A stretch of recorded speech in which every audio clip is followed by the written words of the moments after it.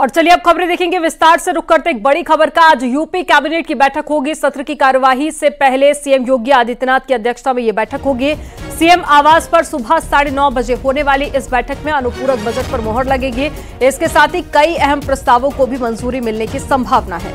तो सुबह 9:30 बजे कैबिनेट की बैठक होगी जिसमें अनुपूरक बजट को मंजूरी मिलेगी, जिसके बाद में अनुपूरक बजट को संसद में पेश किया जाएगा, विधानसभा में पेश किया जाएगा। और साथ ही आपको बता दें कि कई और भी प्रस्ताव हैं जिस पर आज कैबिनेट में मोहर लगेगी। आज विधानसभा में योगी सरकार अनुपूरक बजट पेश करने वाली है। वित्त मंत्री सुरेश खन्ना विधानसभा के पटल पर अनुपूरक बजट रखेंगे।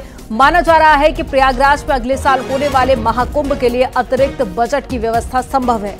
2025 में होने वाले कुंभ बसों की खरीद और नए पुल बनाने के लिए पैसे जारी किए जाएंगे। यूपी राज्य राजधानी क्षेत्र बनाने को लेकर भी सदन में बिल पेश किया जाएगा। तो अनुपूरक बजट में क्या होगा वो भी जान लेते हैं। नए पुल के निर्माण के लिए बजट पास होगा। 2025 महाकुंभ के लिए भी बजट होगा। कुंभ में बसों की खरीद के लिए बजट, परिवहन के विकास पर फोकस होगा। ऊर्जा क्षेत्र के विकास के लिए भी बजट जारी किया जाएगा।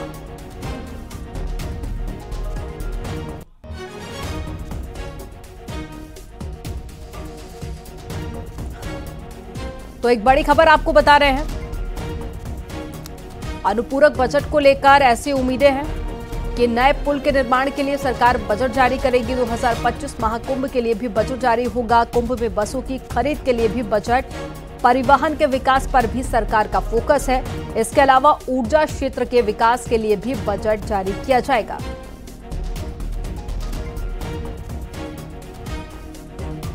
और ज्यादा जानकारी के साथ में लखनऊ से संकेत मिश्रा जुड़ गए हैं, संवाददाता। संकेत, थोड़ी देर बाद में अनुपूरक बजट पेश कर दिया जाएगा, लेकिन उससे ठीक पहले कैबिनेट की बैठक होगी जिसमें कैबिनेट की बैठक में कई और भी प्रस्ताव हैं, जिसके अलावा अनुपूरक बजट को लेकर भी सहमति बनेगी।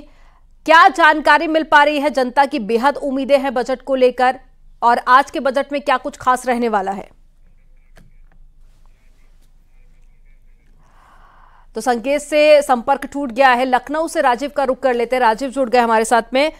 राजीव, जनता की उम्मीदें बेहद ज्यादा है बजट को लेकर। क्या माना जा रहा है कि आज के बजट में क्या कुछ खास रहने वाला है?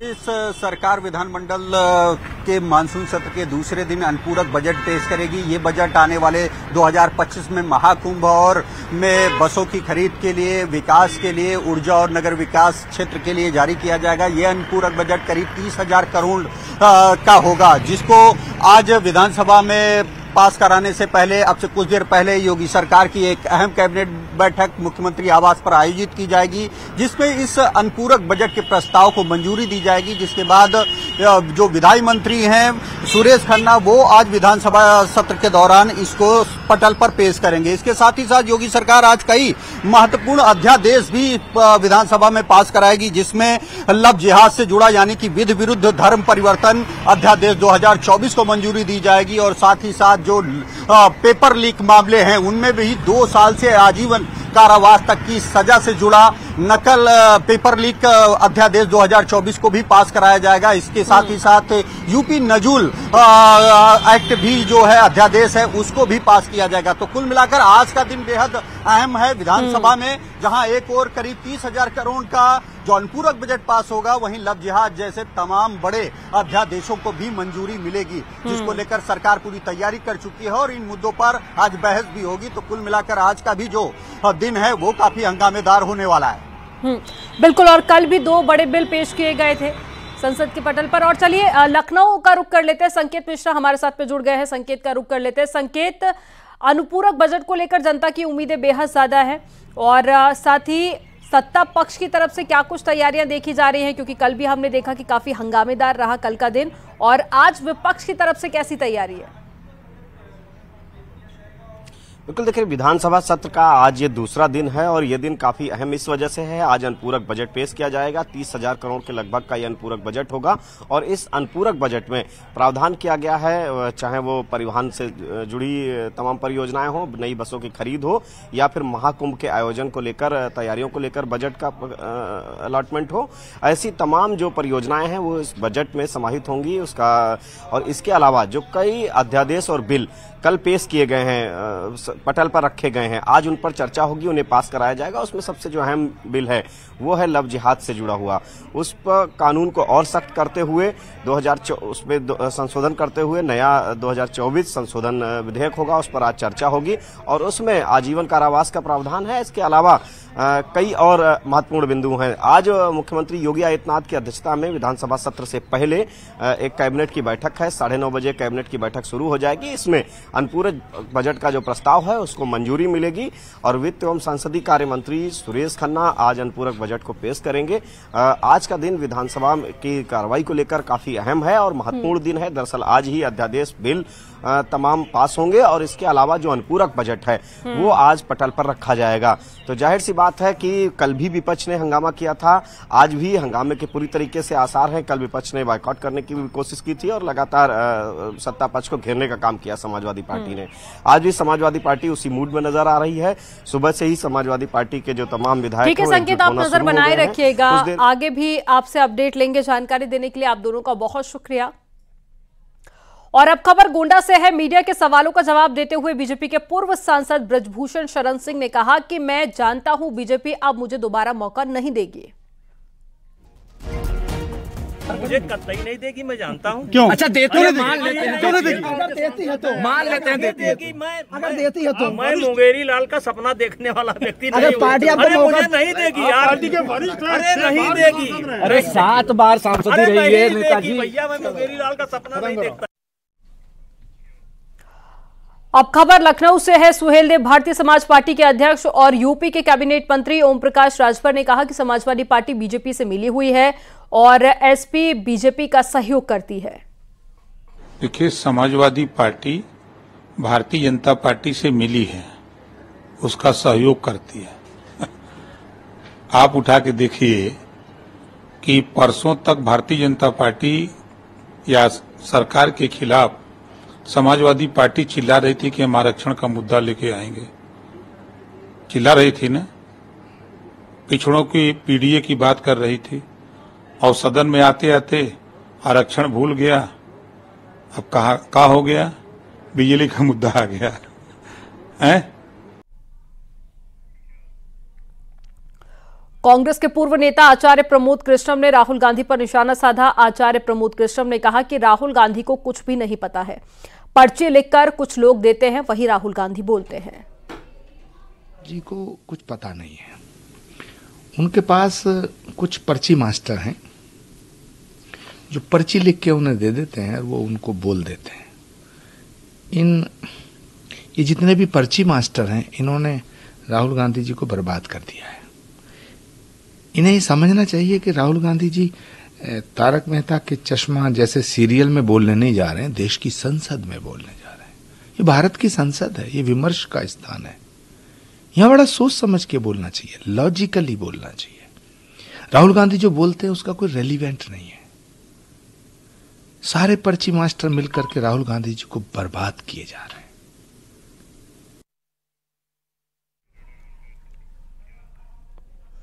2027 में होने वाले यूपी विधानसभा चुनाव से पहले उपचुनाव के लिए बीजेपी और समाजवादी पार्टी ने फील्डिंग शुरू कर दी है। बीजेपी अपने खिसके जनाधार को दोबारा से हासिल करने के लिए करीब 56% ओबीसी वोट बैंक पर फोकस कर रही है, तो वहीं समाजवादी पार्टी ने अपने सियासी आधार को पीडीए यानी कि पिछड़ा, दलित और अल्पसंख्यक तक सीमित रखने के बजाय उसे विस्तार देने की कोशिश शुरू कर दी है। रिपोर्ट आपको दिखाते हैं।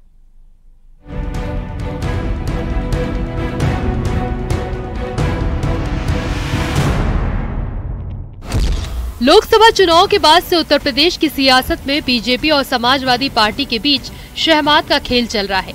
2027 के विधानसभा चुनाव में भले ही 2 साल से ज्यादा का समय बाकी हो, लेकिन सियासी बिसात बिछाई जाने लगी है। बीजेपी अपने खिसके जनाधार को दोबारा से हासिल करने के लिए ओबीसी और दलित समुदाय पर फोकस कर रही है और मीटिंग मंथन से जो पिछड़े बिछड़ गए हैं उसे जोड़ने की कवायद हो रही है। इसको देखते हुए आज बीजेपी ओबीसी मोर्चा की प्रदेश कार्य समिति की बैठक हुई। मीटिंग में सीएम योगी और दोनों डिप्टी सीएम शामिल हुए। इस मीटिंग में ओबीसी वर्ग को एकजुट करने का संदेश दिया गया। दरअसल उत्तर प्रदेश की सियासत पूरी तरह से ओबीसी पर केंद्रित हो गई है, जिनकी आबादी करीब 56% है। अब इसे साधने के लिए सीएम योगी ने खुद मोर्चा संभाल लिया है। उन्होंने विपक्ष पर निशाना साधते हुए साफ साफ कह दिया, पिछड़े समाज को बांटने की साजिश हो रही है। वे ताकतें जानती थी कि अगर ये समाज ऐसे ही पराक्रमी रहा,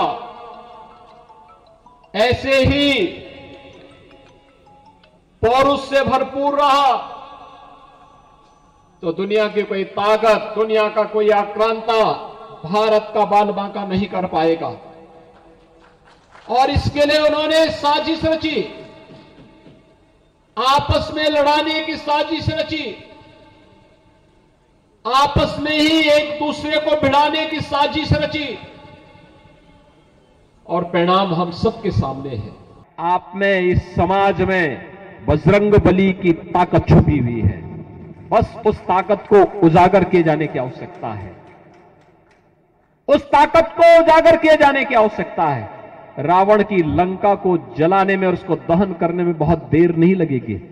ये जो रावण आज गुमराह करके समाज को आपस में ही लड़ाने का काम कर रहा है, याद रखना, हमारा ओबीसी समाज मजबूत हो, यह महत्वपूर्ण है। अगर लोकसभा चुनाव के परिणाम में ओबीसी वोटर्स की भूमिका देखें तो समाजवादी पार्टी ने 37 ओबीसी कैंडिडेट उतारे, जिसमें से 20 की जीत हुई, यानी स्ट्राइक रेट 54% रहा, जबकि बीजेपी ने 26 प्रत्याशी उतारे और सिर्फ 10 की जीत हो पाई, यानी स्ट्राइक रेट महज 38% रहा। यानी बीजेपी का स्ट्राइक रेट समाजवादी पार्टी से 16% कम रहा। और इस चुनावी परिणाम पर केशव प्रसाद मौर्य ने पहली बार बड़ा बयान दिया। उन्होंने कहा, अति आत्मविश्वास की वजह से चुनाव में बीजेपी बेहतर नहीं कर पाई। थोड़ी सीटें झूठ बोल करके, गुमराह करके इसलिए ये दल ले गए, क्योंकि हम लोगों ने जो मेहनत करनी चाहिए थी, अति आत्मविश्वास में कई बार हम फंसे हैं, ये मैं मानता हूं, लेकिन हमें यह सदा ध्यान में रखना चाहिए, चुनाव सदा पार्टी लड़ती है और पार्टी ही जीतती है। 2014 में सरकार थी क्या भाजपा की? बताओ, थी क्या? जीते थे कि नहीं जीते थे? 2017 में सरकार थी क्या? जीते थे कि नहीं जीते थे? समाजवादी पार्टी की कोशिश है कि लोकसभा चुनाव से बने सियासी माहौल को 2027 तक बरकरार ही नहीं रखा जाए, बल्कि 2024 से मिले वोट शेयर को बढ़ाया जाए।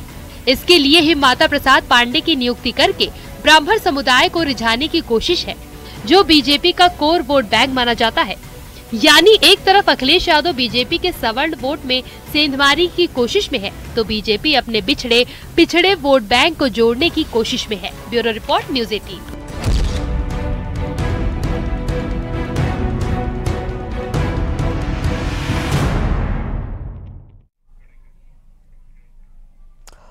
और रुक करते एक बड़ी खबर का जो लखनऊ से मिल रही है। लखनऊ के चिन्हट में आरएसएस की शाखा पर पथराव मामले में एक नामजद और 8 से 10 अज्ञात के खिलाफ एफआईआर दर्ज की गई है। आरोप के मुताबिक मुस्लिम युवकों ने संघ की शाखा पर पथराव किया।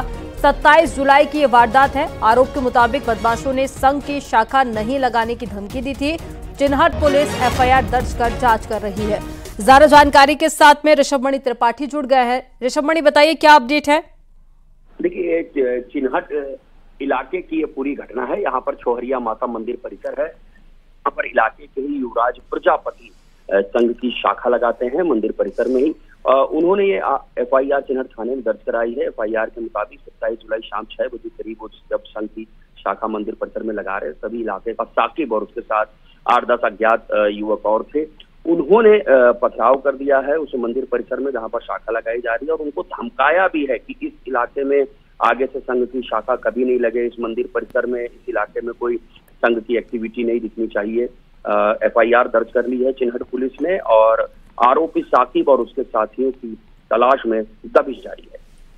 जानकारी देने के लिए बहुत शुक्रिया ऋषभ मणि आपका। लखीमपुर खीरी में प्रशासन के चेतावनी की अनदेखी कर NH 731 पर बाढ़ के पानी में SUV को निकालना भारी पड़ गया और गाड़ी बाढ़ के पानी में बह गई थी। ग्रामीणों की मदद से SUV सवार लोगों की जान बचाई गई। बाढ़ में ट्रैक्टर से खींचकर बाढ़ के पानी से गाड़ी को बाहर निकाला गया और ये तस्वीरें आपको दिखा रहे हैं उस वक्त की जब गाड़ी को बाहर निकाला जा रहा था।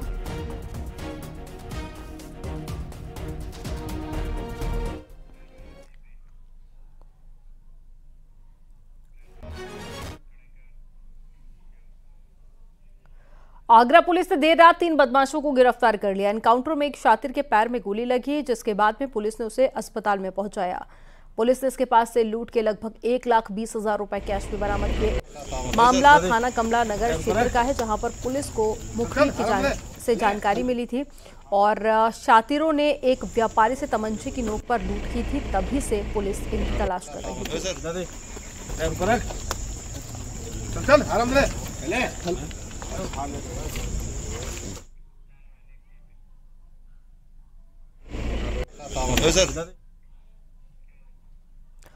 बिजनौर में चेकिंग के दौरान पुलिस का बदमाशों से एनकाउंटर हुआ। बाइक लूट कर जा रहे 3 बदमाशों से पुलिस की मुठभेड़ हो गई। पुलिस के रोकने पर बदमाशों ने भागने की कोशिश की थी, जिसके बाद में पुलिस पार्टी पर फायरिंग की। पुलिस ने 2 आरोपियों को गिरफ्तार कर लिया है। एक आरोपी के पैर में गोली लगी है, घायल हो गया है। आरोपियों के पास से लूट की एक Apache motorcycle, mobile phone, 2 315 bore के तमंचे और साथ ही कारतूस भी बरामद किया गया।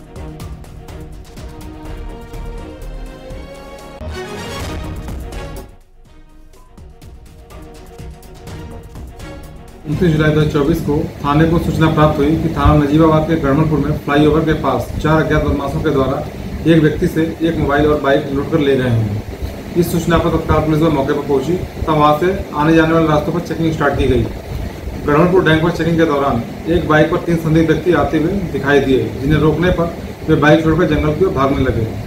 इस पर पुलिस द्वारा उनका पीछा किया गया तो उनके द्वारा पुलिस टीम पर फायर कर दिया गया, जिस पर जवाबी कार्रवाई के दौरान एक अभियुक्त आयानपुर दिलसाद को दाहिने पैर में गोली लगी है तथा उसके पास से एक तमंचा 315 को बरामद हुआ है।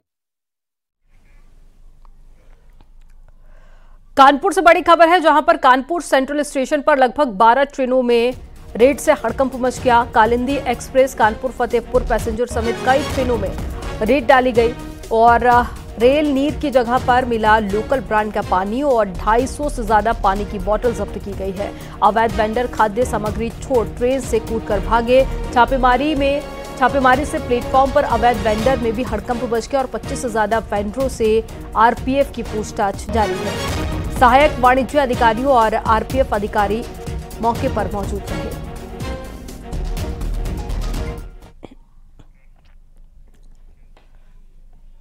हरदोई में कार और ऑटो की भिड़ंत हो गई। इस हादसे में एक बुजुर्ग समेत 2 लोगों की मौत हो गई और 5 गंभीर रूप से घायल हो गए। घायलों को नजदीकी CHC में भर्ती कराया गया, जहां से उन्हें जिला अस्पताल रेफर किया गया। कटरा बिल्होर हाईवे पर यह हादसा हुआ। पुलिस ने मृतकों का पंचनामा भरकर शव को पोस्टमार्टम के लिए भेज दिया है। चश्मदीदों के मुताबिक कार उन्नाव की तरफ से सड़क पर लहराते हुए चल रही थी और उसने ऑटो में टक्कर मार दी। एयरबैग खुल जाने से कार सवार 2 लोग बच गए और मौके से भागने के लिए बताया जा रहा है कि कार में बियर की खाली बोतलें भी रखी हुई हैं।